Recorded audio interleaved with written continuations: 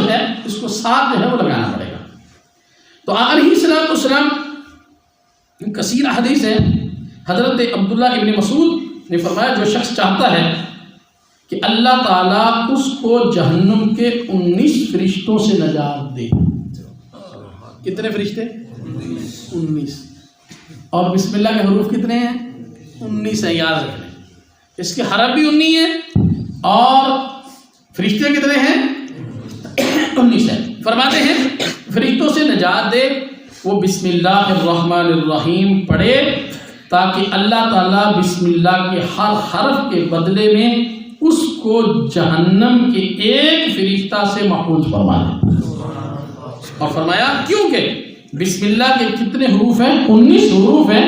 اور بعض علماء نے لکھا ہے، وہ کہتے ہیں کہ آپ بسم اللہ الرحمن الرحیم جو ہے وہ پڑھتے ہیں تو اگر 5 نمازیں پڑھتے ہیں تو 5 نمازیں جو ہیں 5 گھنٹے آپ کے لیے 5 نمازوں کے 5 گھنٹے نکال دیں، اور اس کے بعد جو ہے وہ 24 گھنٹوں میں سے 19 گھنٹے بچتے ہیں بسم اللہ الرحمن الرحیم پڑھیں گے تو ایک گھنٹے کو ایک حرف کافی ہوگا، ایک حرف جو ہے وہ کافی ہوگا۔ اس لیے بسم اللہ الرحمن الرحیم جو ہے کہ آپ اپنی عادت بنا لیں۔ نبی صلی اللہ علیہ وسلم نے ارشاد فرمایا جب بھی کوئی اچھا کام کرنے لگو تو اس سے پہلے کیا پڑھو؟ بسم اللہ الرحمن الرحیم پڑھا جائے۔ ہاں، اگر کوئی غلط کام کرتے تو اس سے پہلے آپ نہیں پڑھ سکتے۔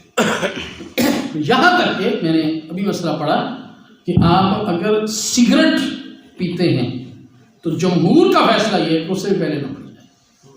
آپ جو ہے وہ سمجھتے ہیں کہ حلال چیز کھا رہے ہیں، جو ہے وہ مباح چیز جو ہے وہ کھا رہے ہیں، تو اس سے پہلے جو ہے بسم اللہ الرحمن الرحیم پڑھا جائے۔